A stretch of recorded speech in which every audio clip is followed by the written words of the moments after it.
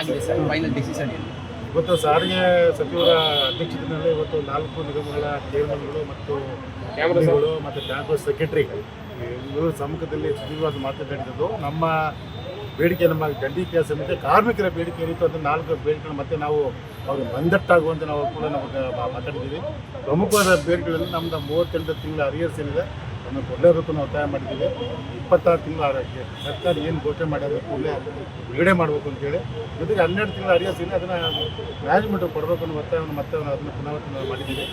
ಜೊತೆಗೆ ನಮ್ಮ ಒಂದು 24 ಏನು 4 ವರ್ಷ ಒಪ್ಪಂದ ಆಗಬೇಕಾದ್ರೆ ಕೂಡ ನಾವು ಒತ್ತಾಯಪೂರ್ವಕವಾಗಿ ಸಾರಿಗೆ ಮಂತ್ರಿಗಳನ್ನು ಮಂಡಿಸಿದ್ದೀವಿ. ಮತ್ತು 25% ಮತ್ತು ಇಂಕ್ರಿಮೆಂಟ್ ರಿವಿಷನ್ದು ಬಾರ್ಡರ್ ರಿವಿಷನ್ಸ್ಗಳು ಎಲ್ಲ ಕೂಡ ಕಡ ಆಗಬೇಕು ಅಂತೇಳಿ ಮಾತನ್ನು ಅವರಿಗೆ ಮುನ್ನೆಚ್ಚರ ಮಾಡಿದ್ದೀವಿ. ಅದ್ರ ಬಗ್ಗೆ ಮತ್ತು ಸಾರಿಗೆ ಮಂತ್ರಿಗಳು ಮತ್ತು ಆರ್ಥಿಕ ಪರಿಸ್ಥಿತಿ 4 ನಿಗಮಗಳ ಆರ್ಥಿಕ ಪರಿಸ್ಥಿತಿಯನ್ನು ನಮ್ಮ ಮುಂದೆ ಇಟ್ಟದು.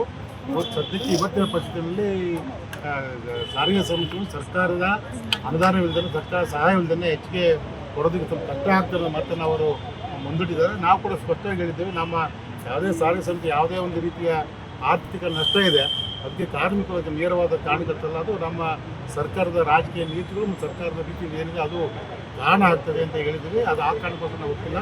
ಕೊನೆಗೆ ಸಾರಿಗೆ ಮಂತ್ರಿಗಳು ಕೊನೆಯ ಮಾತನ್ನು ಅವರು ಹೇಳಿದ್ದಾರೆ, ಏನು ಇವತ್ತು ಮುಂದಿನ ಮೀಟಿಂಗ್ನಲ್ಲಿ ಮಾನ್ಯ ವ್ಯವಸ್ಥೆ ಏನು 7% ಘೋಷಣೆ ಮಾಡಿ ಹೆಚ್ಚಿಗೆ ಕೊಡ್ತೀವಿ ವೇತನ ಘೋಷಣೆ ಮಾಡಿದರೆ ಅದು ಮತ್ತು ಅವರು ಅತಿಗಳು ಅವರು ಕಡಿಮೆತರಾಗಿದ್ದು ಕೊನೆಯ ನಮ್ಮ ಒತ್ತಾಯಕ್ಕೆ ಮಣಿದವರು 7% ಅಂತ ಏನಿದೆ ಅದು ಇದು ಅಂತಿಮವಾದಂಥ ಫೈನಲ್ ಅಂತ ಅಲ್ಲ ಇದು.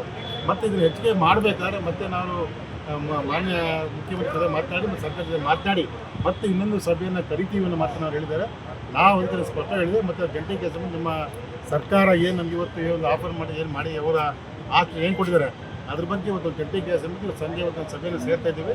ಮುಂದೆ ಕಾರ್ಮಿಕರ ಪರವಾಗಿ ಏನು ಇದ್ದ ತೊಗೊಳ್ಬೇಕಾಗುತ್ತೆ ಗಂಟೆ ಕೆಲಸ ಸಮಿತಿ ಸಂಜೆ ಮಾಡಿ ಅದನ್ನು ನಾಳೆ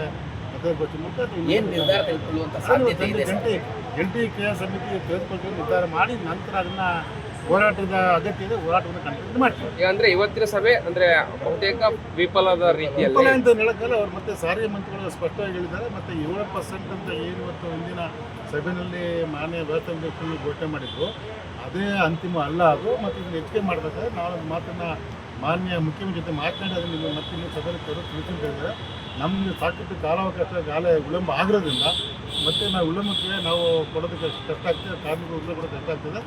ಆದ್ದರಿಂದ ನಾವು ಇವತ್ತು ಜಂಟಿ ಕೆಲಸ ಸಭೆ ಸೇರಿ ಇವತ್ತು ನಾವು ಏನು ಸಭೆ ನಡೀತು ಅದನ್ನು ಸಂಪೂರ್ಣವಾಗಿ ಕಾರ್ಮಿಕರ ಗಮನಕ್ಕೆ ನಾವು ತರ್ತೇವೆ. ತಂದು ನಾವು ಕೂಡಲೇ ಇವತ್ತು ಸಂದೇಶ ಮುಂದಿನ ಕ್ರಮ ಏನು ತಿಳ್ಕೊಬೇಕು ಸಂಜೆ ಅಂತಿಮವಾದಂಥ ನಿರ್ಧಾರಕ್ಕೆ ಬರ್ತೀವಿ. ನೀವು ಸಣ್ಣ ಆಗ್ಬೇಕಲ್ವಾ, ಅದು ಒಂದು ಉತ್ತಮ ಆಹಾರದಿಂದ ಸಣ್ಣ ಆಗ್ಬೇಕಲ್ವಾ. ಪ್ರತಿದಿನ ನಮ್ಮ ಜೀನಿ ಸ್ಲಿಮ್ ನ ಯೂಸ್ ಮಾಡಿ ಯಾವುದೇ ಸೈಡ್ ಎಫೆಕ್ಟ್ ಇಲ್ದಂಗೆ ನೀವು ಸಣ್ಣ ಆಗ್ತೀರಾ.